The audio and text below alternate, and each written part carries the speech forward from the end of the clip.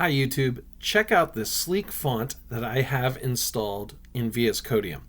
This font is called Cascadia Code, and in this video I'm going to show you how to install the Cascadia Code font so you can use it in all your Linux apps on a Chromebook. My name's Tim Unkert and I'm from unkerteducation.com. So if you like videos like this where I show you how to install and set up software, make sure to subscribe. Okay, let's get to the video. The first thing you're going to need to do is open up a terminal here, and let me just open up the terminal, click on Penguin, and I'm going to increase the font size so you can see what I'm doing.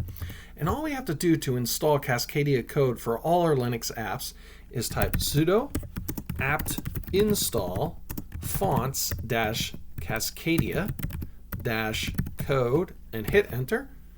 And that's going to run ahead and go ahead and install Cascadia Code. You see I've already installed it, so it has nothing to install.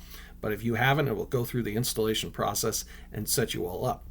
Once it is installed, all you need to do is restart your app and then go to the settings and set the font to Cascadia Code. The app does need to be restarted so that the app will recognize that the font has been installed.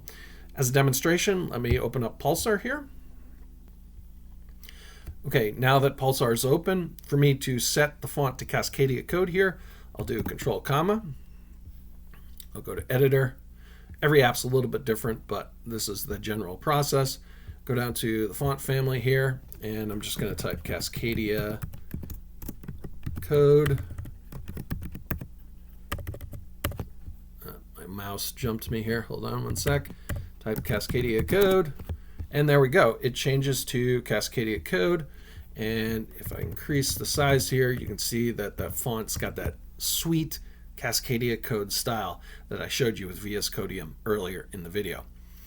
I hope this video was helpful to you. If it was, could you help it out by giving it a like? Thank you.